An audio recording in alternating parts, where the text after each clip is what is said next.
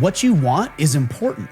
And every time you have something you want but don't vocalize it, you're conditioning yourself to believe you're not worth advocating for your needs and desires. But when you go tell the woman in your life what you want, or you tell your kids how they are to behave, or you tell your boss what you expect, you're proving to yourself that you're a man worth advocating for and you have value to offer in professional and personal and romantic and platonic relationships. So prove to yourself that you're worth advocating for by speaking about what you need, want, and desire. It's okay.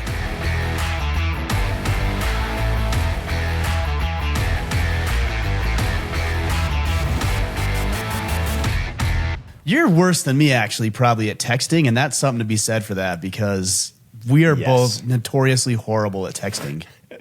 Texting, way worse. Emails, I'm better at. My problem is, I know what my problem is. My problem is I think I have enough time to read texts, but I don't give enough time to reply. So I'm like, oh, I'll read that. And then I'm like, oh, I'll reply later, which is and then you forget to get to it. Yes. Yeah. I should just not even look at them until I'm ready. But my problem is I just don't want to talk to people. I'm like, what? Well, that actually is one of the problem with text is because it's a text, people think that they can like just keep going on and on and on. It's like, a simple thumbs up is cool. Like, I'm not offended by that. Please don't be offended if I give you a thumbs up. It means message received. I'm on board. All is good. Proceed. Whatever. Like, we don't need to draw this out. This is a generational thing that has changed. Do you remember texting and then once you were done, you're like, okay, see you, bye. Like you would say goodbye to the conversation because you were done. And you've noticed people don't do that anymore. They just stay connected constantly, just like constant chatter. And I'm like, no. Like, are we finished? Because I can't do what I'm doing over here and pay attention to this conversation still. Yeah. For sure. Yeah. Always connected kind of stuff. Are you a deleter of text? I'm a deleter because I'm an organized person. So I delete, like if it's in my inbox or my text box or whatever, I know that I need to still do something with that. Or there's maybe some pertinent conversations that I'll just keep on file forever. But if I'm done with it, I just delete it. And then I know, okay, that's nothing I need to deal with anymore. Fascinating. No, not at all. It doesn't even cross my mind. Now, I try to operate a zero inbox from an email perspective. Try it on your text. Interesting. Because that'll help you, right? Because if you look at it and don't respond, it'll still be in your inbox. Yeah. So I have about 5 ongoing text thread messages, and the ones that are labeled, like I have a text thread, for example, with our graphic designer and our podcast editor. And so that one's labeled. It's just Order a Man Podcast. So I know, okay, I'm always going to keep that one because there might be relevant information I need to go back into. I delete nonsense. Interesting. I've never even thought about doing that. Yeah. See if it helps. Helps. Well, and then it removes all evidence, right? When the wife's like, you didn't reply to my text. I'm like, what text? And then she's like, see? And I'm like, oh, I deleted it. I don't see nothing. Exactly. It serves multiple purposes. Perfect. Well, I wanted to actually bring something up, and this is kind of a weak segment, but we'll try it anyways, or a segue into it. And I wanted to talk about the concept of letting go. I've had a couple of conversations over the past week with some men that are having a very, very difficult time letting go of things that have happened in their lives. And I don't feel like you can truly move forward into your potential until you take some of the baggage off. I remember years ago, I took about 7 young men on a 17-mile hike, and the first night we hiked down into the canyon, and then we spent the night in the canyon. The second night we hiked out and went to a friend's cabin and spent the rest of the weekend at the lake. It's kind of a cool reward for them. And we get down to the bottom, and we stay the night, and I get the boys up. I'm like, all right, boys, time to get up. Like, let's go. And we start hiking. And my bag just felt super heavy, but I'm like, maybe I'm just tired or something. So I'm hiking, and I probably went 4 or 5 miles, and I'm like, what the hell is going on with my bag? It just feels heavy. And I get in there, I open, I can see them all chuckling. They had put rocks in my bag later, that night when we were sleeping. Dude, I love that. And they were all laughing, and they thought it was funny, and it was hilarious. And so I took the rocks out, and the rest of the trip was fine. But we laugh about that because it's funny. Yeah. But it's a great metaphor for what so many men are doing in their own lives when they're carrying unnecessary rocks in their bag that they don't need to. And they feel sluggish and they feel tired, mentally, emotionally, exhausted, and drained. And I just want to encourage guys to let go of what's happened in the past. And so I wrote down a couple of things that we need to let go of, and I thought you and I could riff on what we can do to let go. Awesome. So, number one, let go of embarrassing moments. We all have times where we've done something stupid, we've said something stupid, we've acted foolish. Letting go of embarrassing moments would be one. Number two, letting go of bad decisions. Now, we can't always let go of the consequence of bad decisions, but you can let go of the fact that you've made some. Number three, letting go of what people think of you. You don't owe anybody an explanation. It doesn't really matter what they think of you. The right people matter, but most people don't. Number four, letting go of broken relationships. So romantic relationships, friendships that are no longer working, professional and business relationships that aren't good for either party. And then the fifth one is missed opportunities. So we all have regret about opportunities that, I should have done that thing, or I should have invested in that company. Let it go. So those are the 5 things I identified that if we learn to let go of and move forward in confidence, we'll just have more opportunities and a better life. Would there be anything you'd add to what we ought to let go of? No, I think it's maybe even said, there's nothing I'd add to the list. I think where people struggle letting go of it is because they're holding on to the idea of what should or should not be. Like they're so stuck with it, right? Like I shouldn't have to do this, or I shouldn't have done this thing. And they don't like deal with it because it shouldn't be this way.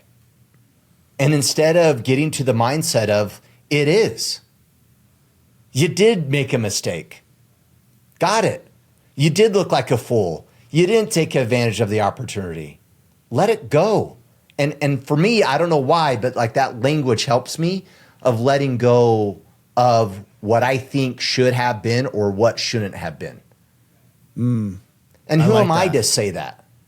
Like, and it's kind of arrogant, right? For us to assume like what should or should not be, or how Ryan should show up, or how my wife should do something, or how he shouldn't, right? Like, it's really interesting. I literally had this conversation with my daughter the other day. She was a little bit snippy with her mom, acting entitled over the weekend at a dance competition. I don't even remember the details of what it was.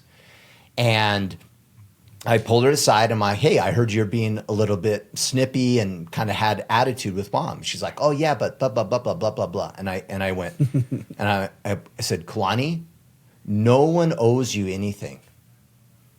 Your mom doesn't have to do anything. And when she does, it's because she is choosing to. Be careful what you assume what she should or should not do. That's her choice. And it's really easy for us to get into this mindset of what everyone should or should not be doing and how it should affect us and how it shouldn't. No, what happens is happens, and we need to not be so damn entitled around how people should be interacting with us, and realize that your wife that's with you today, guess what? She's with you because she chose to be, over and over again. And if she does something for you, it's because she chose to, not because that's what a wife should do. And this is where we get in this space of being highly ungrateful for our interactions with people. Well said. I mean, let go. I wrote this down here as letting go of expectations and just having faulty or poor expectations of other people or how you were supposed to perform. When you were saying that, it got me thinking too, we have these expectations of others, but we also have expectations of ourselves. A lot of men are such high achievers. You're a high achiever. I'm a high achiever. Many men listening to this podcast either are or want to be. And so we put a lot of pressure on ourselves, and we think about our past decisions from our current lens. Totally. So I'm in a much better spot than I was 5 years ago, 10 years ago, 20 years ago. And what I'm doing when I look back on mistakes is I'm looking at it like, oh, I should have, to your point, but I'm looking at it with the knowledge and information that I have today. And if I make that same decision today, then yeah, shame on me. Yeah. But the reality is 20 years ago, I was a completely different person. And I would expect that I wouldn't make as many good decisions then as I am capable of doing now.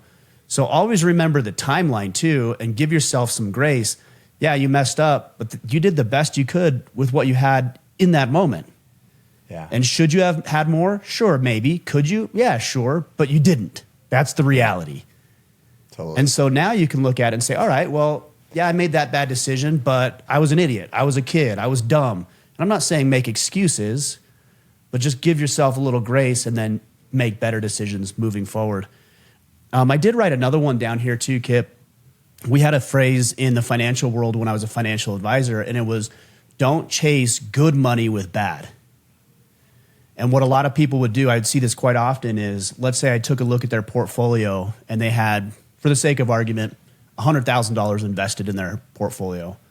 And over the course of a 12-month or 18-month or maybe even 24-month time frame, they lost 20% of the value of their portfolio. So now instead of being 100,000, now it's 80. And I'd come to these individuals and I'd say, hey, your portfolio is out of whack. It's unbalanced. It's not distributed correctly. It's not diversified. Here, it's too expensive, high turnover. Here's what I suggest you do.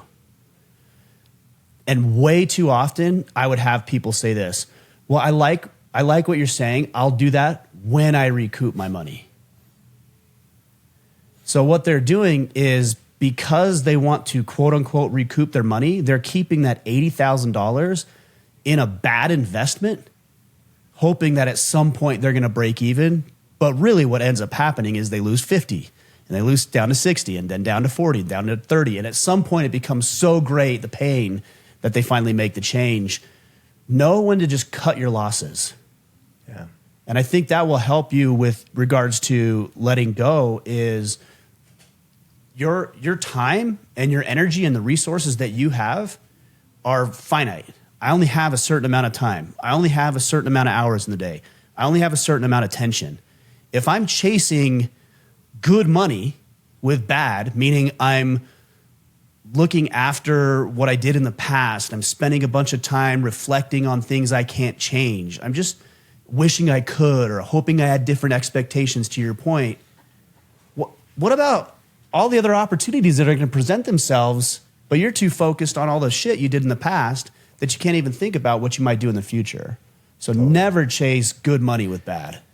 Well, and this a lot of this conversation is rooted in this idea that difficulty, mistakes, and tough circumstances aren't the path of growth. True. They're the path of true. growth. So, but we live in this life that, like, oh my gosh, Ryan, never make mistakes. And if I make a mistake, it shouldn't have been. But yet you and I know that there's a foundational principle that says, go to the gym, work out, experience pain and suffering, and on the back end of it, I learn and grow. Right. But we have this false dichotomy that, like, oh no, life should be easy and it should be comfortable and it shouldn't be difficult. Says who? Says no one that ever grew, that ever achieved anything, that was never in the arena, you know what I mean, willing to take something on. It's like, but yet we have this mindset that it shouldn't be that way. And so I think part of this is flipping the paradigm around the idea that difficulty is good, that it's actually in that stress of those circumstances that the best growth is made possible. And you mentioned something like the context of our minds today, right? Like we look at our past. That's also a superpower, because right now, anybody listening that has a past that you're not complete with, that you have a negative relationship with your past. Guess what you get to do now? Using your current intelligence, you have a chance to reflect on your past and learn from it. Even if it was 20 years ago. Right now, you can go, got it, that was tough, it shouldn't have been that way, or maybe I didn't like it, whatever. Got it, I'm gonna accept it, I'm gonna deal in reality, it did happen. What can I learn from it? And the cheat code is you learn in such a way from that difficult circumstance that it's almost like you're grateful for it. Because then you wouldn't be the person you are today if it wasn't for that experience. That is how you deal with regret and difficult circumstances, is you learn from them. But if you don't learn from them, it's a waste. You wasted your time. You wasted the experience. And you're dragging it into your present. Oh, how horrible that is. It's like, makes me sick thinking about it. But man, if you get to learn from it, awesome. I agree. You know, I wrote one more down here, Kipp, and I don't know if you have any more. I know we want to get to some questions, but I wrote another one down here too. No, it's good. I mean, I'm writing these down as you're going because I have my own thoughts, but I wanted to hear yours as well. One thing I wrote is put a period at the end of the sentence. You know, if you have, for example, in grammar, we have these run-on sentences, and we see it even on social media. People don't know how to use punctuation marks. They have long paragraphs, and nobody reads it, and they don't get any value because they don't know how to communicate effectively. It's the same thing with your life. There's commas in life, and there's periods in life, and sometimes you just need to put a period at the end of the sentence. And the best way to do that is end it effectively. You hear people land the plane, right? Damn, you have a guy who talks forever like I do. Land the plane already. Yeah. But you need to do that in your own life. And the way that you do that is that when you have mess ups and mistakes, you try to make amends to the best of your ability. So, for example, let's say a romantic relationship went south and you didn't handle yourself properly, and maybe you ghosted her or never called her back or treated her poorly on the way out the door, and it might even be years down the road. There's nothing to keep you from sending a text that would say, hey, you know what?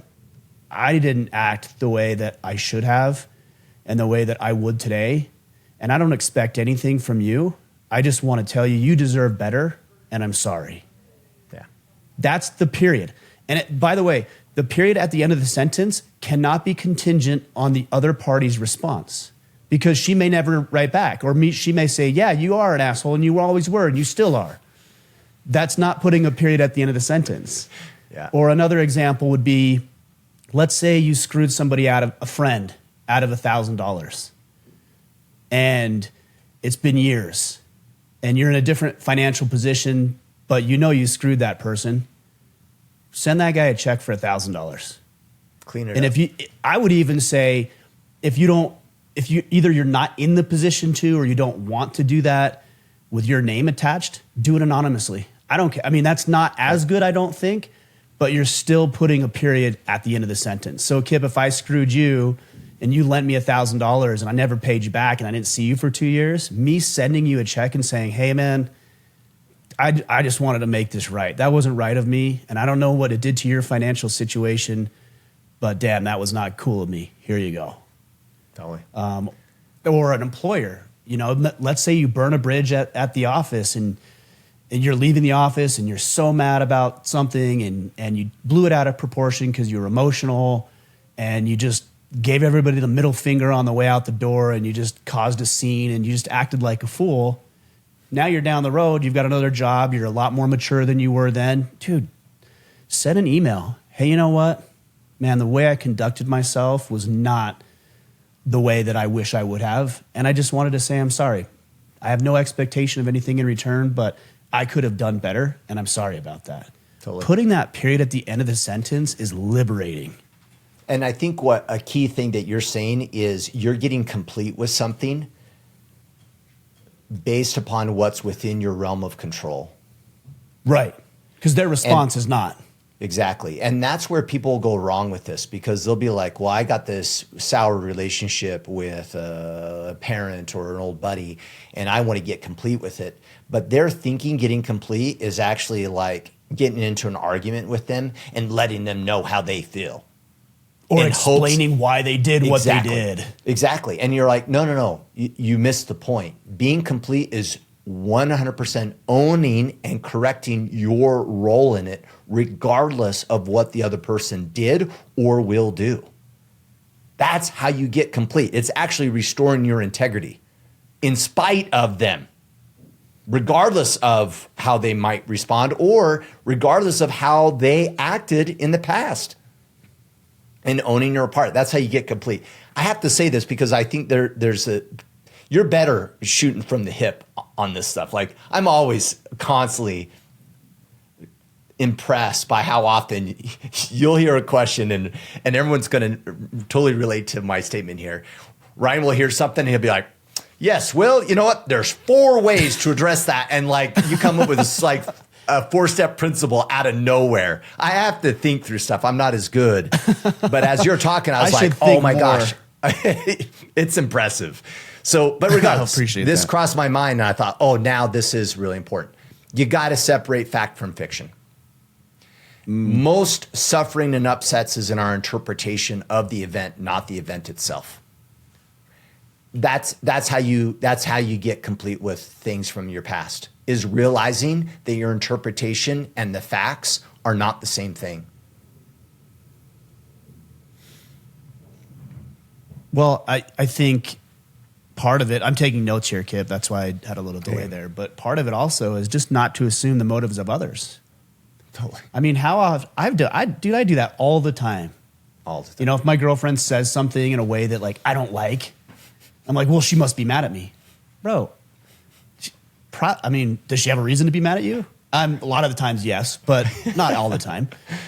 And it might just be that she's tired or she's bugged about something she's dealing with, or, you know, your kid backtalks you and you're like, oh, so disrespectful. I'm like, hold on a sec. Like, what's really going on here? You know, and I think as an anxious personality myself, it's very easy for people who are anxious attachment styles to immediately jump to the worst case scenario and that it's an indictment against them personally, when it could just be that person's just having a bad day, or they're just off, or they're distracted and they're thinking about other things. But that's part of what you're saying, is we can't make assumptions about either other people or about the way that people respond or our circumstances that don't actually exist in reality. So learn to objectify the situation a little bit and separate yourself from your emotions and your weird perception of what is true and what is not. Totally. It's good, man. That's a good headline. Good. Or is it a headline? All right. Are we doing headlines? Is that our headline? I just, that was on my mind and I thought we could talk about it a little bit because it was something that I wanted to address, and I know a lot of other guys are dealing with it as well. Yeah, totally. No, it's a good topic. In fact, we had a question from, we have questions today, obviously, from the Iron Council, and I'll just jump to this question by Jeremy Kofi, because it's related to this. He says, what's one piece of advice you would give your 20-year-old self? This is actually kind of funny. My friend Alex D said he'd tell his younger self not to get that tribal tattoo on his lower back. I saw that. I actually laughed because do you have any tattoos? No, I don't. Yeah. And I don't either. And people are like, oh, do you not like tattoos? I'm like, no, I actually think tattoos are cool. Like, I've seen a lot of great tattoos and I've seen a lot of horrible but I don't have any problem with tattoos. Yeah. I just can't think of anything that cool enough I would want on my body for the rest of my life, and also anything that it won't become trendy for the next 2 to 3 years and then be the worst thing you could ever put on your body in the next 5. AKA a tribal tattoo on your lower back. Right. All right. So one piece of advice, you know what I would say is just as a 20-year-old, is that right? Yeah. Just say yes to everything. Like, if you have an opportunity to go to Thailand, go to Thailand. If you have an opportunity to go race dirt bikes in the Ba Desert, go do that. If you have an opportunity to, I don't know, go skydiving, then do that. If some person says, hey, I have a job for you, and I mean, obviously there's constraints, legal, moral, ethical. I don't think I need to say that. But if a guy has a job for you and you're like, I've never done that before, go do it. If a friend calls you up and says, hey, we're doing this adventure, and you're like, you're not totally thrilled about it, just go do it. 20 years old, man, it's amazing. Like, you have no responsibility, you have no work requirements, you have nobody for the most part relying on you. Just get as much information about life and the world and cultures and experiences as you possibly can. Because when you hit 30, 40, 50, maybe as you get 50, depending on your financial position, you could do that a little bit more. But yeah, 20 is where you should just be doing everything. Yeah. It's great advice, and I think my son must be listening to you a little too often. Because, like, What's he doing? literally him and his girlfriend. I'm like, hey, what's next for you guys? Like, what are you guys doing? They're like, oh, we're our lease is up in May. We're quitting our jobs, and we're going to go to Europe for a while. I'm like, awesome. Do it. Like, do it. And no job. Well, why wouldn't you? When we run out of money, we'll come back and find a job. And I'm like, nah, you know what? I love it. It's great. I think it's great. I will say it with a caveat. I already put the legal, moral, ethical caveat in there, but I will give another one. Because you hear a lot of these Instagram guru type people saying like, oh, never go out, like spend 80 hours working on your business and never go like hang out with your friends because then you'll I don't subscribe to that, but I see some merit in it. And what I would suggest to any 20-year-old who's going out, to Europe, for example, like take notes, document what you learned. Document through social media, write a journal about the lessons you've learned and the connections you've made. And I would say connections are going to serve you well better than just about anything else. Because then when you're 25, 28, 30, 35, it wasn't just, oh, we had a ton of fun getting shit-faced in Paris for a month. It's, no, I made these friendships and I learned this about this culture. And here's what I appreciate about this culture relative to mine, and here's what I appreciate more about mine, and here's an opportunity we had, and here's how we had to be creative when we didn't have enough money to keep the lights on in the flat that we were at. Take notes so you're actually using it as a learning experience to springboard the rest of your life on. Yeah, I love that, man. So, and you may have missed this, right? And it's great advice for all the 20-year-olds listening, but Jeremy's question was advice to give yourself. It's one of those, if you could talk to yourself when you're 20, what advice would you give? Kind of question. I would say the same thing, but I would say the same thing. Okay. There was an opportunity I had to go to Germany when I was probably 21 or 22 with the military, and I was at the time managing a Journey shoe store. My background is retail management for people who didn't know. So I was managing this store, and my National Guard unit called and they said, hey, we have this opportunity to go to Germany. It's voluntary. Do you want to go? I'm like, yes, absolutely. I want to go. The military is going to pay me to go to Germany. Yeah, I'm in. And I have a lot of German heritage, so I thought that'd be a cool trip. And so I called my district manager, and I was telling my assistant manager at the time, and he's like, oh no. He's like, I just took a job at Zoomies, which was the store right next to Journeys. Yeah. And I'm like, oh. I was disappointed to lose him. He was a great employee and he was really good. I'm like, which is why he got recruited. I'm like, oh man, that stinks. I said, can you delay it? And he's like, no, I can't delay it. They want me there now. And I called up my National Guard unit. I said, I can't go work because I don't have an assistant manager to cover the store while I'm gone. And they were like, okay, no problem. And then later I got thinking, why didn't I just call my district manager and say, hey, can we bring in another assistant manager from a different store? Or like, what are the options here? I never even explored that. What's that? Make it work. Yeah. Figure out. I should have made it work. Yeah. Right. And I didn't. I thought I was doing the responsible thing. And I think to a degree I was. But what the manager at Journey Shoes, like what, like even if I would have lost my job, which legally I could not have because I'm going on a military order, but even if I would have lost my job, like in the grand scheme of things, it would have meant nothing, and my experience in Germany would have meant so much more. Totally. And I still haven't gone to Germany. So my thought for Jeremy on this question is like, I don't know, like I think a pulse check here, man. Like you used to get pissed off at these questions. You'd hate these hypothetical questions back in the day. Ryan would be like, that's a stupid question. I can't talk to my 20-year-old self, so dumb question next, right? But the answer should be nothing. That's the answer, I think. The answer is I wouldn't dare tell my 20-year-old anything. Why? Because I'm grateful for what I learned when I was 20. And I wouldn't want to F it up because then I wouldn't be who I am today and I wouldn't be satisfied. So like, I think that's a pulse check, right? Like if we're looking at our past, back to your your topic with how we started off this conversation is like, if you're like, oh, I wish I could have, that means you didn't learn. That's what I think. I think it's a pulse check. I know, I can hear where you're coming from, and I hope this doesn't come across as like offensive by any means, but like, I'm a little more practical than I think the romanticized version that presents. Like, I don't have any regrets. I don't, you know what I'm saying? And so, totally, dude, I mean, it would be nice to be out a little bit more ahead because you knew some things, or, you know, isn't that, and I think about it, for example, as my role as a father, like, isn't my job to help my kids understand things that they don't have any perspective on? Yeah, totally. So, and that's where I think it's valuable. You can learn.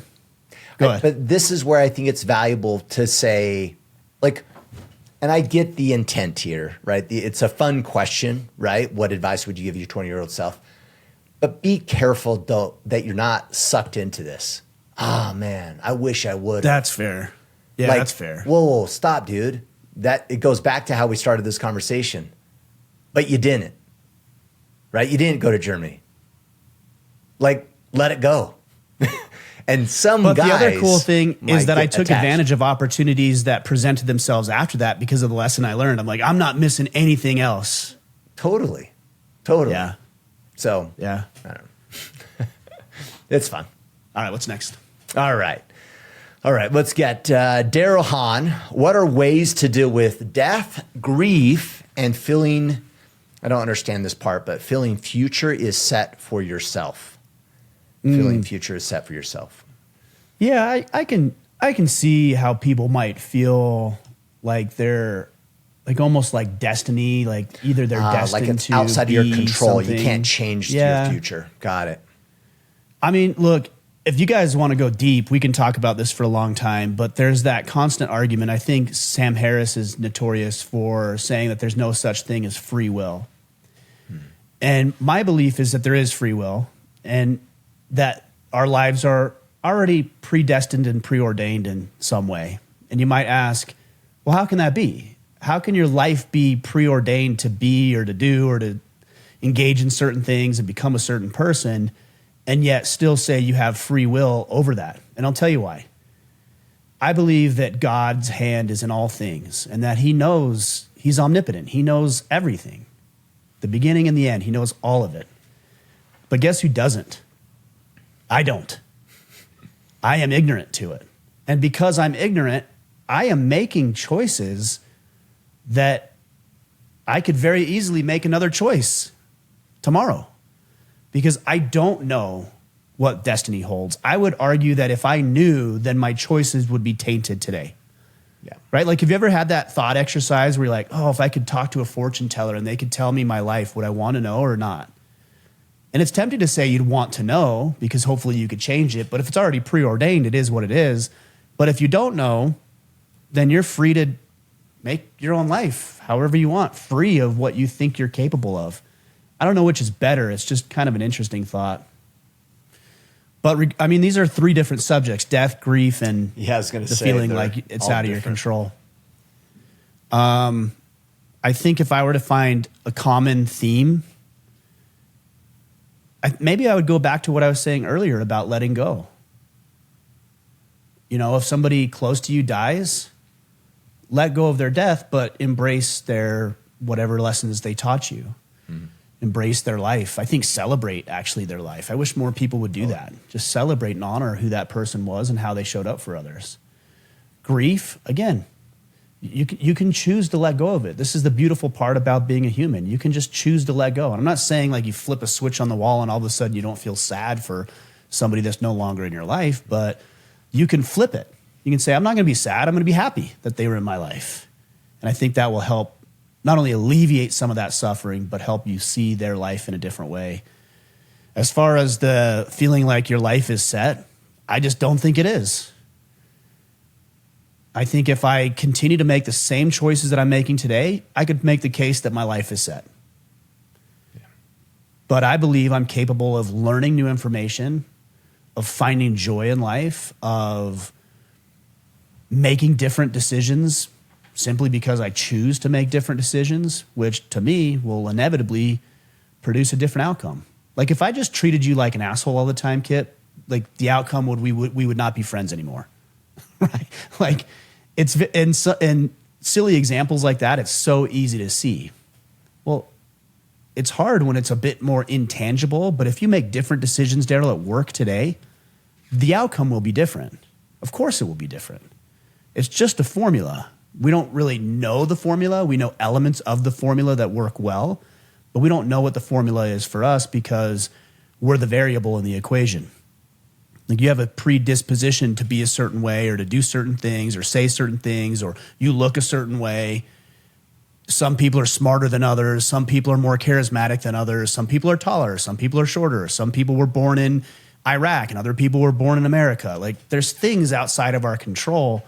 So we're the variable, but we also know that if we make different decisions, life has a way of turning out better than it did before. Yeah, totally. You know, when I think of death and grief, the things that come to mind is feel it, allow yourself to feel it.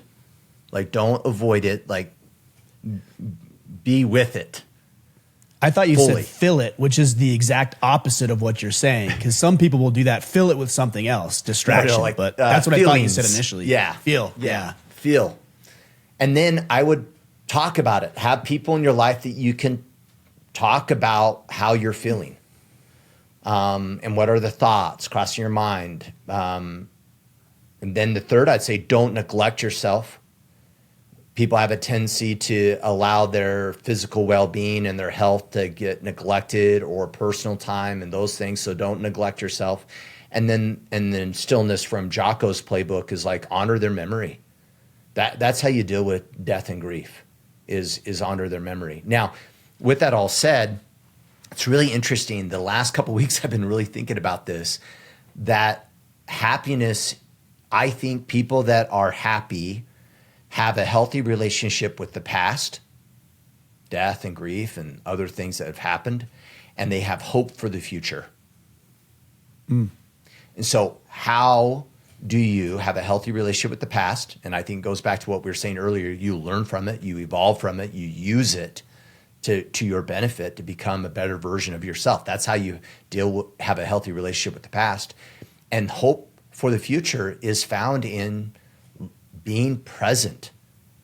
A lot of what he put here, what are ways to deal with death, grief, and feelings for the future? It's like by being present now, by being happy right now, to be grateful for what you have right now. And we have a tendency as humans to constantly look at the past, constantly projecting into the future. And what we're not doing is just living right now. And so maybe that's part of the answer too. When you were talking about hope for the future, it's really interesting that we are so quick to forget how much we've done. So let's say you have something bad happens. Maybe somebody close to you dies, or you lose a job, or you have a breakdown in a relationship, or you fall into money troubles. And you think to yourself, I'm never going to recover from this. I'll always have this void in my life. I'll never find love again. Yeah. I'll never be able to build my wealth back. I'll never get a job like this. But it's you've final had judgment. People die. Yeah, you've had people in the past die, and you seem to be okay. You've had times where you've got fired, and you're actually in a better spot. Could you imagine if you were still at that job? You've had women break up with you. Maybe you've gone through a divorce, and it feels like the end of the world, but you did it before and you feel like you're in a better spot now. So why wouldn't you assume that life will get better moving forward? It always will. There's nothing outside of death that could deter you from having a life that's better than it is now. Yeah. Yeah, it's really interesting that we do that. It is. Yeah. It's very and we do that weird. we do that with people and where they are, right? It's a final state that we place judgment in. If Ryan offends me, it's like, oh, Ryan's this, period. No. He's being an asshole right now. You say that a lot, I'm sure. Yeah, but I have hope. He may not always be that way, right? Like he might learn and evolve. But it's interesting. We do that with humans, even our judgments, not only on ourselves, but even with them, that it's this final state not realizing that we've all evolved and changed constantly throughout the years. I think it's a self-preservation tactic. Yeah. Because if something happens, we go on high alert and we have to make it greater than it is in our minds, because then that forces us biologically to do things that preserve ourselves. Yeah. So if, to your scenario, if you say, well, Ryan's an asshole, you're protecting yourself by saying he is an asshole. He will always be an asshole, because you don't want to be treated like that. Yeah. And you don't want to expose yourself to a bad relationship. And I stop you from being a variable. Oh, he's this way. Got it. Okay, now I know what to do. I don't have to deal. I don't need brain power to determine all the other possibilities of how he might evolve and change over time. Oh my gosh, right? Like that's an unknown. So I'll put him in a box. No more energy expended. Exactly. Yeah. Put him in a box so I know how to deal with it. Yeah. That's actually a good input for romantic relationships and love. You know, people say, I love this person. Well, yeah, you feel this way about this person now, but when he or she gets on your nerves for the next 10 years, you might not have that same feeling. So at some point, you've got to make a decision that I'm not going to villainize this person. I'm not going to compartmentalize them. When there's issues that arise, we're going to address them. But I fell in love with this person for a reason, and she has so many redeeming qualities, as do I. And we also have not so great qualities. And so we work through those, but we don't ever, when you're in a committed relationship, just make the worst out of a person just because they do one bad thing like all of us have a tendency of doing. Totally. If it's a pattern, you know, you got to protect yourself, but that's a different conversation. Yeah, yeah. All right, Greg Cleaver. As recent tension rises between the United States and Canada, do you believe President Trump's economic posturing and blatant apparent disrespect for Canadian sovereignty represents a clear and present threat to Canadians, or simply aggressive negotiation tactics? As a proud Canadian, I'm outraged, unable to remain silent, and extremely insulted with President Trump's rhetoric regarding my nation. I'm extremely concerned. Well, I would say the outrage thing is not a thing. Like, you can't be that way, because again, we're talking about control for a lot of this conversation. Like, what do you mean outraged? Like, are you spending time and energy consumed with what he's saying? You know, that I don't think I would spend a bunch of time doing that. But you did ask a question, is this a clear and present danger? I think it's an economic situation that Canadians ought to be very, very aware of. Like, if you're just looking at the data specifically and the deficits in trade between Canada and the United States, Canada has way more to lose economically than America by a relationship falling apart. So yeah, that's definitely something you should be very aware of. A physical, violent threat, I don't see that, no. But economically, yeah, that's an issue. I also think it's a couple of things, and I'm trying to be very genuine and sincere on this question, is that he is an aggressive negotiator. We know that. And he's also a hothead.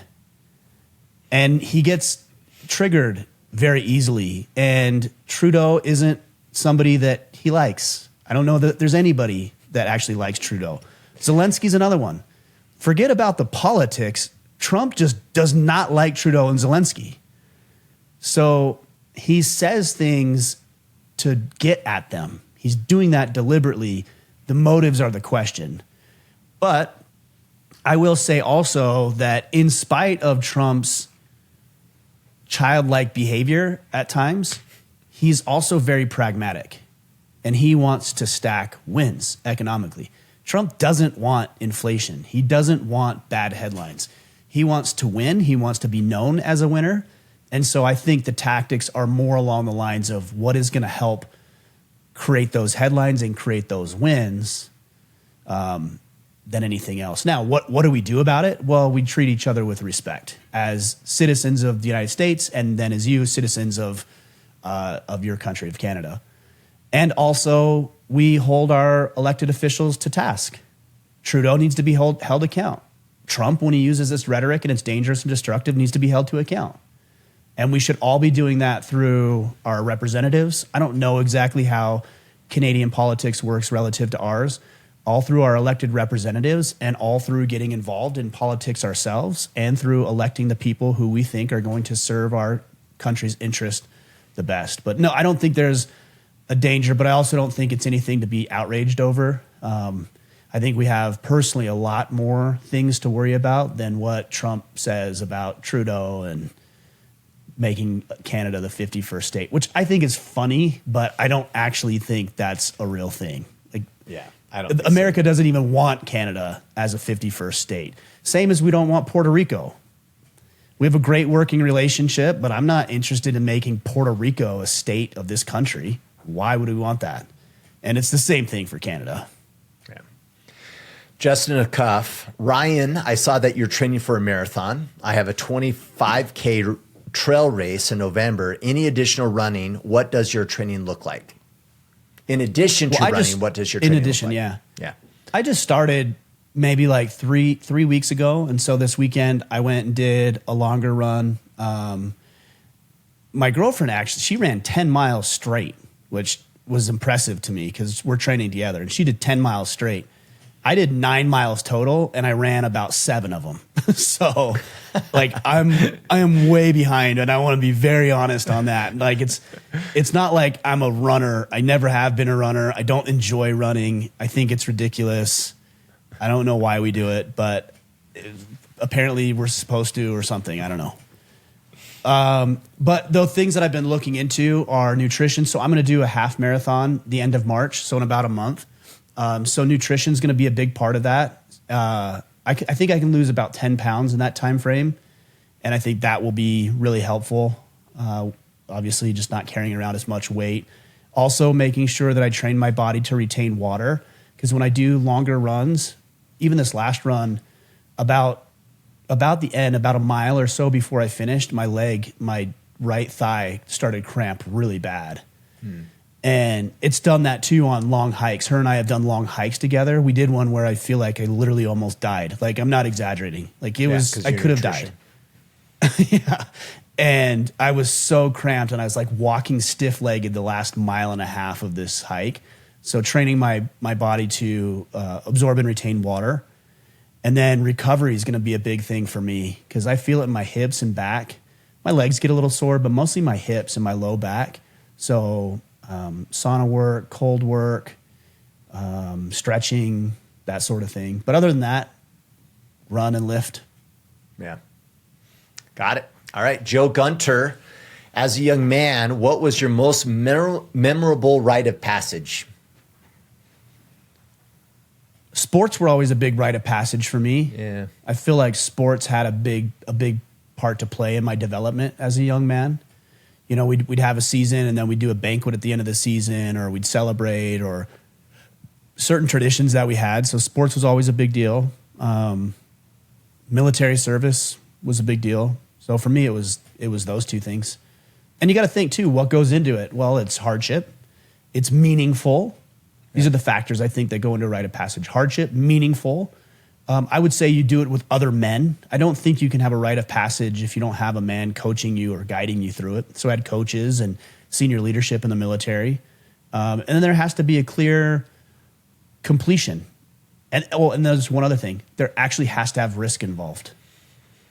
Like if there's no risk, it's not a rite of passage because there's no consequence for not doing it. Yeah. So if you look at rites of passage throughout human history, especially when it comes predominantly to men and boys, is they would be taken away from the tribe and specifically from the women, isolated from the women. Yeah. And then they would be put to a test. And that might be go kill an animal or come to battle and, kill another man. We're not talking about the morality right now. We're just talking about what rites of passages look like.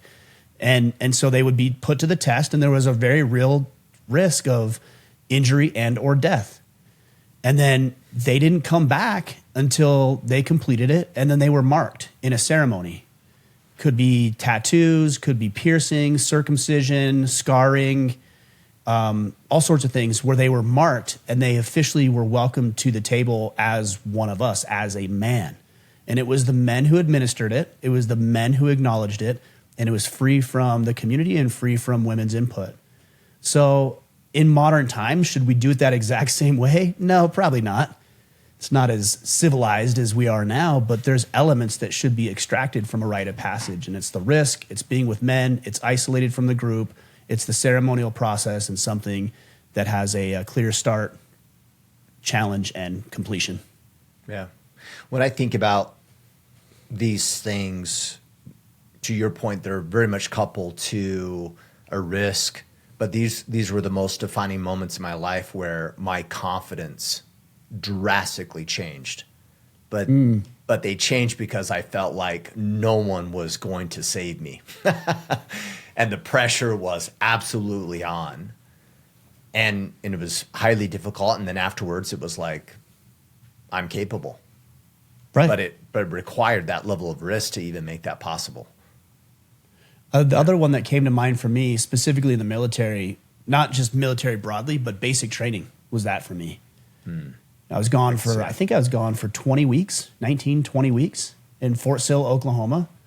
And it wasn't hard. It wasn't hard like some people thought it would, because I went with a couple of buddies from high school, and it was like hell week for 16 weeks. Like it was challenging, but it was never like mentally defeating or demoralizing like it is for some people. I saw some people just crumble. I'm like, that guy's clearly never played sports, because he's not used to a grown man yelling and spitting in his face as he's getting pissed because he missed a block. Like we had some advantages by playing sports that helped us into the military. Yeah. All right, Brandon Clement. I'm coaching a 5 to 6 year old basketball and signed up to develop not only my son, but someone else's son whose father was my assistant coach. In our first game, the gentleman sits in the stands and leaves me on the court to coach. I had to kindly ask if he was coaching the rest of the season to find out the obvious conclusion. I explained at great length during our team call in the Iron Council last night how I was battling the mental tug of war on how to respond as a leader to the situation. He sent me a message about how I didn't play his son long enough and how all the kids should be equal playing time. I kindly said thank you for the feedback and sent him the rules from the athletic department. I wrestled with ignoring him, responding minimally with just a thank you for the feedback and whether or not to address the elephant in the situation with him having his word and not owning it. I was really wrestling with my flesh because something was telling me I needed to let him know that this is a no-fly zone in my book. My question: what is the best way to respond to these situations? Because I'm seeing a disconnect where people want to give feedback and their opinion, but don't want the other person to share. Are you owning? Okay, that's it. I think you handled it right. Yeah. Now, I lost a little bit. So it sounds like the other dad isn't going to coach, but he thought he was going to coach and then he backed out. Is that what I'm understanding? He was supposed to coach and the expectation wasn't met because he's up in the stands. Oh, right? Yeah. I think you handled it correctly. So what I would have done is very similar to what you would have done. So if it's you, Kipp, I'd be like, hey, Kipp, I noticed you were in the stands today, and I was under the expectation that you wanted to be the assistant coach. Did I misunderstand? And maybe you say, yeah, I do want to be the assistant coach. Oh, okay. Well, then that means that as the assistant coach, you're on the court with me during the game. Were you aware of that? Did you know you were committing to doing that? Yeah. Well, no, I didn't know that. Well, that's the expectation. Is that fair? It might simply be, oh, yeah, I just thought I just helped at practice, but you're the coach. Like, could just be a miscommunication. Totally. Or if he's like, oh, no, I changed my mind. Well, I mean, it's shitty, but okay. Fine. There's another parent that can come help you. So I think you handled that correctly. I would just be a little bit more assuming. We talked about this last week, than accusatory. Yeah. And I noticed a little bit in your language, it was more accusatory than questioning and curious about it. So maybe change that a little bit. I don't know the rules for your league. They're 5 and 6 years old. So, we're not really going to put in the superstars and like start benching people and having tryouts at 5 and 6 years old. So I imagine the rules, because I have coached a lot of years for a lot of youth sports as my kids have grown up. I imagine the rules are at a rec center specifically that we're trying to give 5 and 6 year olds equal playing time. I think without seeing your rule book, he's probably right about that. They're 5 and 6 years old in a rec league. Yeah, probably pretty equal playing time, I would imagine. Yeah. The hard part is that there's a lot of other coaches who care so much about winning that they won't adhere to that. And it makes it difficult to win because there's always one or two kids on the team that are really good that you want to have in all the time. And I think that's a later development. Totally. But I also think what you said, if you're right, according to the rules, I think it would be very easy. And I think you did it right by saying, hey, look, I understand. We all want our kid to play. I get that. I wanted you to be the assistant coach. And that changed. So things don't always pan out the way that we wanted to. Yeah. So, but here are the rules. And I'm going to stick to these rules because the rec center has asked me to coach these young men. If you want to come help me coach so that we can develop the kids better and we can think and talk about playing time, then let's do that together. Until then, I'm the coach and I'm going to follow the rules of the league accordingly. Yeah. I think that's perfect.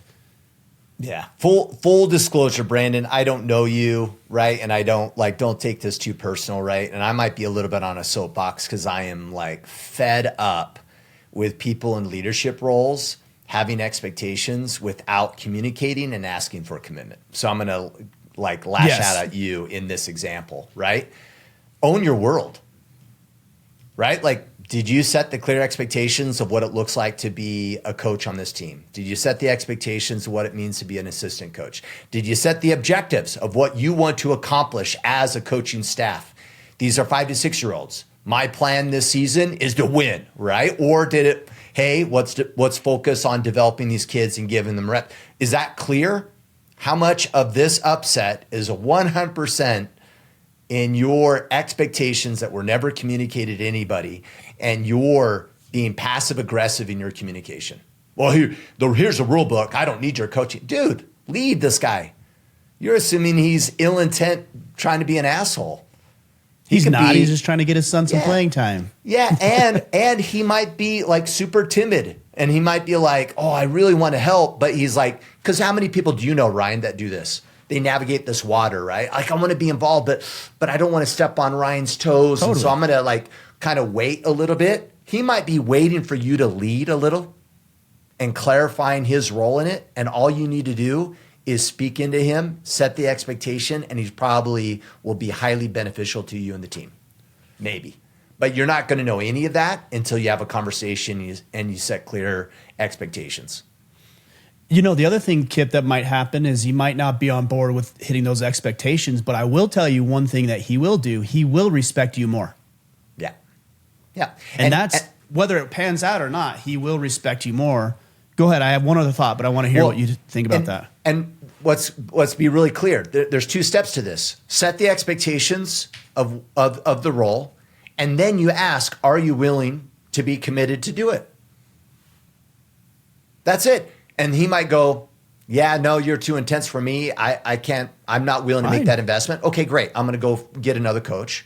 Or he'll be like, okay, yes, I am willing. I am committed to that. Okay, now you're in a position where you can kind of hold him accountable. But until you have commitment, you guys are all just guessing. Yeah. I would give one other bit of advice, Brennan, and I'm not sure if you've done this or not, but I remember one year I was coaching. It must have been, probably a 7 and 8 year old basketball or base. I think it was basketball, 7 or 8 year old basketball. And I sent out a text because when I'm their coach, I get all their numbers. So I said, here's our group text. And I said, here's my expectations for the year. The boys are going to come in, and here's when our practices are. And I expect them to be there on time with water. I'm not there to babysit, so I would love for you to stay and watch the game, but also your role is to watch me coach the boys.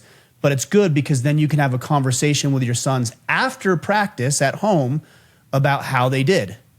I'm not taking water bottles that are left behind. I'm not the lost and found. I take my kids' water bottles. I take my kids' stuff. You and your boys are responsible for your kids' stuff. The boys will treat me with respect. They'll work hard. They will treat the other kids with respect. And we play to win. We will learn a lot of good lessons, but my ultimate objective within the parameters of learning good sportsmanship and playing hard is to win our basketball games. And I was like, I hit send. I'm like, I don't know, that was harsh. I'm like, man, was that hard? Like, was that too much? And so here's what happened. There was probably 10 boys on the team. And I got a message back from 5 or 6 parents that were like, thank you so much. We've never had a coach be that clear about what they expect. And for the most part, they're boys, they're 7-year-old boys. For the most part, 95%, kids didn't leave their stuff behind. They were all respectful.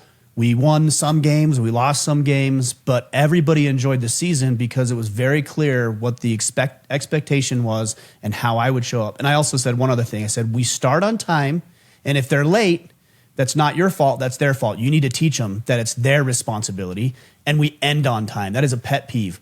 When a coach says we practice from 5 to 7 at night, as a coach, those are young men, those are kids. End it exactly the time. Their parents are leaving their house, leaving other kids at home to go get their son. Don't you dare take 15, 20, 30, 40 extra minutes and leave those parents in the parking lot.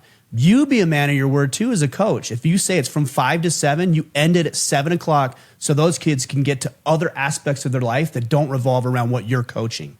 That's a pet peeve of mine. I get frustrated about that one.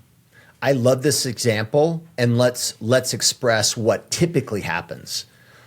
A coach might have all the same thoughts and ideas and opinions that you have, but that goes uncommunicated with uncommunicated expectations, so they don't send the email.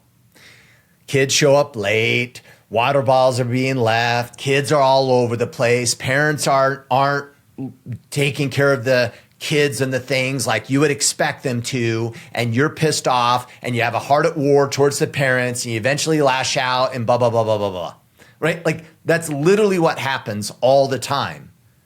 And people are more than willing to do their part, but often we have to make it clear. Like we have to be precise and don't operate in these areas of assumption. Like I even think like, sometimes at work, it's like, okay, we're professional.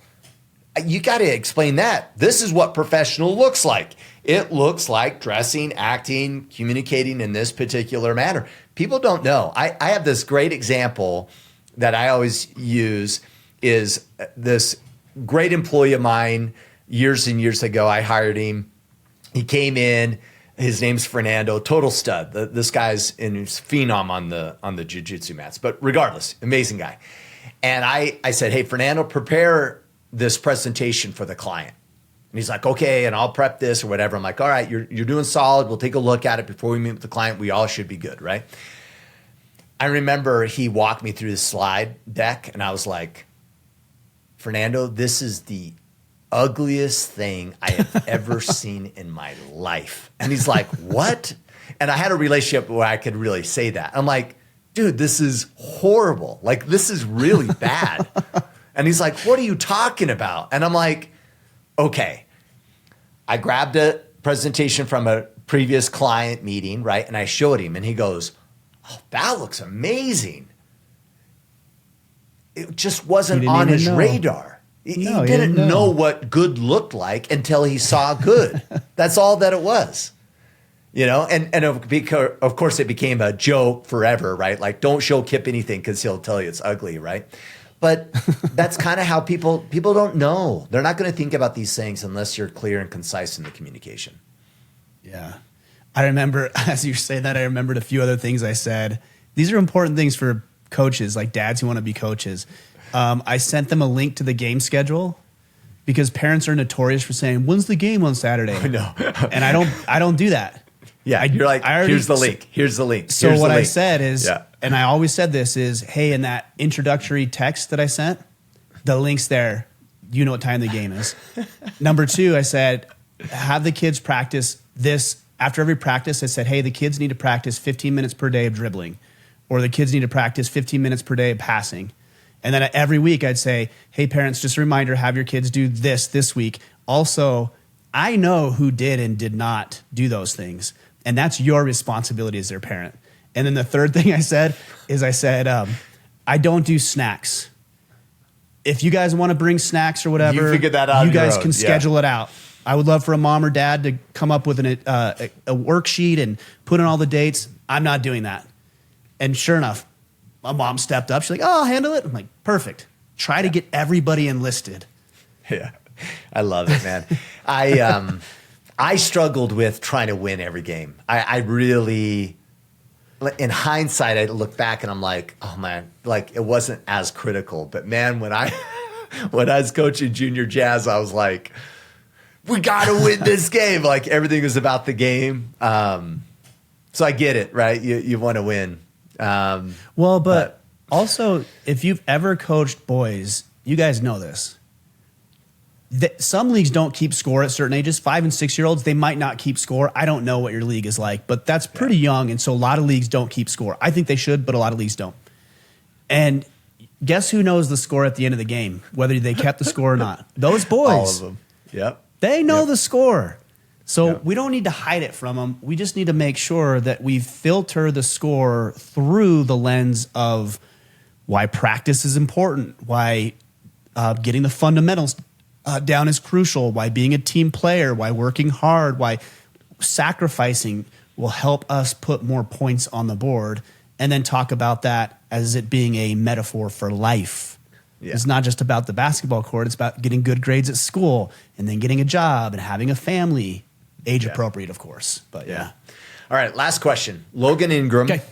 What do you see as your greatest failure / mistake, and how has your life changed since then?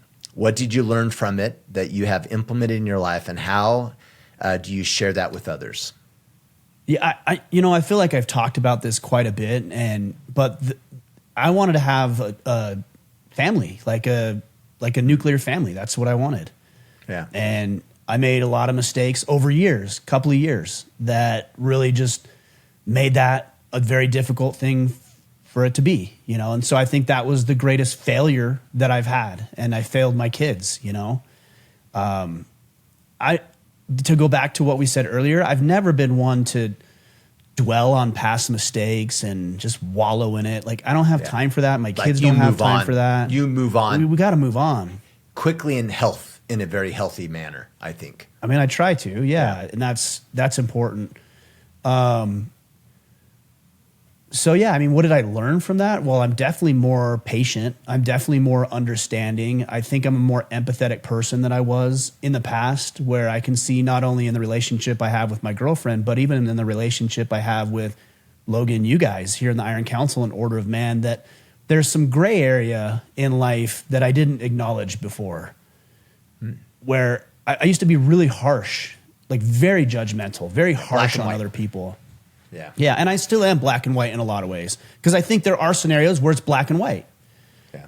But I can see some gray area, and I can have a lot more empathy when a guy screws up, that I get it now, that I didn't get it before.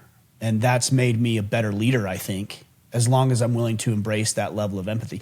And people have said that, guys in the Iron Council will get a hold of me after a call or a particular topic or something and say, hey man, I just really appreciate the way you handled that. And you know me, Kip, like I'm calling out guys on our Friday calls.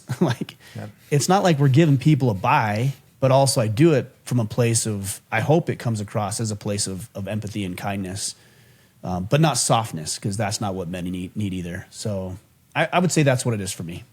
Yeah. Ironically enough, mine's the same. I mean, it's probably my failure of my marriage. Doesn't sting as much as it used to, right? I have kids out of the house. They're all grown. Those two boys are. And so it's a little bit, it feels almost like a different world. Yeah. The lesson really that I got was how much I was not taking ownership of my life. That was my big wake up. I honestly felt, Ryan, like if you talk to me in my early 20s and if you're like, hey, Kip, how's life? How's your marriage going? I'd be like, my marriage is really bad, and this is these are all the things that she's not doing. And I probably wouldn't give you a single thing that I was doing at all, right? And I honestly believed that I was not doing anything wrong. and it was all her. And I'm just like, I was such an idiot. I was such an idiot. I had no idea that my world was my creation. My relationship with my spouse was my creation. The healthiness of it was within my creation.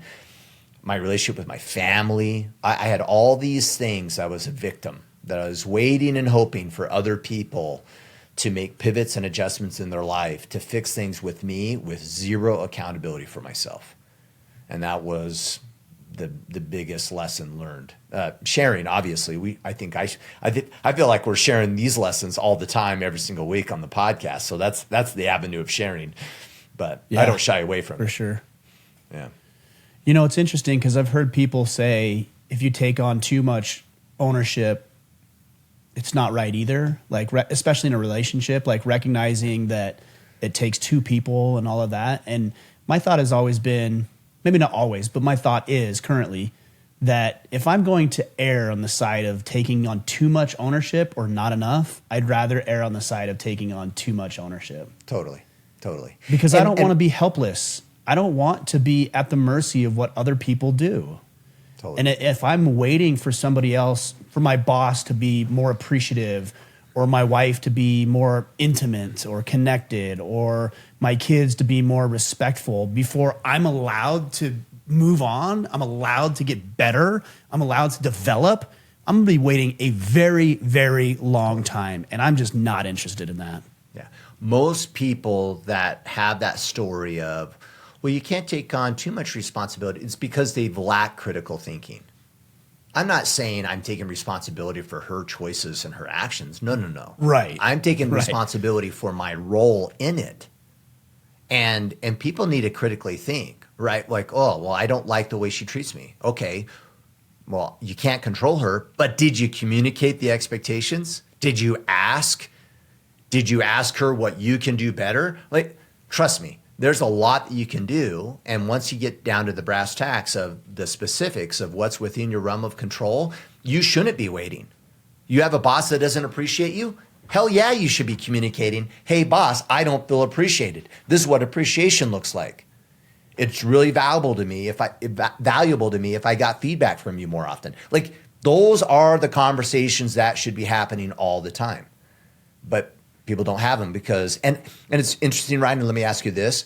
I used to think we wouldn't do these things because we needed an easier way, like there needs to be a hack or, well, you just change. And I actually think, and I used to believe that, and now I 100% just believe it's a lack of people being courageous, and you just have to be courageous. That's it. You're just scared. And that's the answer. Yeah, you're scared and you're not being courageous enough. Right, because what happens if you go to your wife and say, hey, babe, look, we've been having a hard time, and I don't think we've been treating each other well, but there's some things that you've said over the past couple of weeks that have really like stuck with me and were hard for me to hear, and I don't think they were warranted or necessary. What's the risk in that? That she'll get mad at you and she'll at least this is what you're saying, that she'll get mad at you and end the relationship and the marriage and call you the names that she called you before, but that's just not what people do. Yeah. You know, but that risk is there, at least you perceive it to be there, and you don't want to be alienated from the group and you don't want to lose what you have. So in many ways you think, like, I guess the analogy would be being in a boat, and you know the boat's taking on water, and so you're slowly drifting and it's taking on water and the boat is slowly sinking, but you're okay with that because the last thing you want to do is rock the boat, because then it might be immediate death. Yeah. And that's what people are afraid of. If I do this now, then I'm guaranteeing a negative result, versus if I wait it out, maybe it will get better. Well, what's going to get better if you don't acknowledge nothing? It's going to get worse, always worse. Totally. Bring it up now. Well, and so often inaction is a result of us jumping to the conclusion before determining if something should be said. So don't jump to the conclusion. Just ask, should I say something? Yes or no? Well, what might happen? No, don't go there. Should something be said? Yes or no? If it's yes, now it's your job to figure out how to say something without it going to shit. Right. And now you can navigate those waters, get some coaching, and figure out the most effective way. But what we do is we jump to what might happen to determine whether something should be communicated or not. And that's where the failure is. Well, and how often have you had one of these quote unquote difficult conversations that you needed something different from somebody, and you go and tell them and they're like, yeah, okay, I can do that. Totally. And you're like, shit, I should have done that 6 months ago when it was bothering me first. Totally. Like that's usually what will happen. It may not be like that, but if you tell your wife like, hey babe, look, I want to be more physically intimate with you. Like, I know you're tired. I'm tired at the end of the day. Like, I want to be more physically intimate.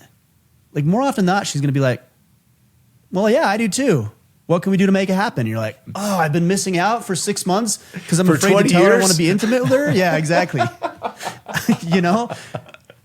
Or you go into your boss and you're like, hey boss, I've been doing this hard work, man. And I feel appreciated. I like the work. I'm glad to be here. But, you know, in looking through my financial situation, I think relative to what other people are making for what I do and the value I bring to the company, I'm going to ask you for a raise. And they say, you know what? That has been on our mind for a little while. Let's evaluate that and talk next week about it. And you get a raise. It's like, why didn't I do that years ago?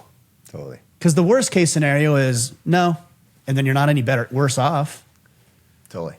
And now they at least have some insights of where your thought is. So maybe you didn't get the raise, but now your boss knows that you're expecting one, you know, and it's going to put some pressure on him to deal with it maybe in the near future. There's one other thing this does, and this gets overlooked. It proves to yourself that you're worth advocating for. What you want is important. And every time you have something you want but don't vocalize it, you're conditioning yourself to believe you're not worth advocating for your needs and desires. But when you go tell the woman in your life what you want, respectfully, tactfully, or you tell your kids how they are to behave, or you tell your boss what you expect, you're proving to yourself that you're a man worth advocating for and you have value to offer in professional and personal and romantic and platonic relationships. So prove to yourself that you're worth advocating for by speaking about what you need, want, and desire. It's okay. You need to do it. And that's what leaders do too, by the way. They lead people. Here's what I expect. Can you do this? And most people, I think, if you're worthy of following, will say, yep, I can do that. I want to do that. Yeah. I love it. That's a great way to wrap up. Follow Mr. Michler on X and the Gram at Rite Same Michler. thing with you. At Kipp Sorensen. At Kipp Sorensen. Facebook group. You can join us there. I don't know. Major call to actions, man. We could do Battle Ready. We got the Men's Forge event coming up in May. Yeah, we've got the Men's Forge, and we've got some new programs that we're working on a little bit behind the scenes that I'll announce very soon. So make sure you jump on and get your email entered into the website so we can send you those. They're very exciting, and I promise you they're going to be pertinent to a lot of you guys. And then the Men's Forge. That's going to be May 1st through the 4th, 2025. I almost said 2005 earlier today. I'm like 20 years behind the times here. 2025. That is hard to say. It doesn't seem like it should be 2025. Anyways, the Men's Forge, go to themensforge.com and get registered for that. That's it. Cool. Awesome, man. All right, guys. Go out there, take action, and become the man you are meant to be.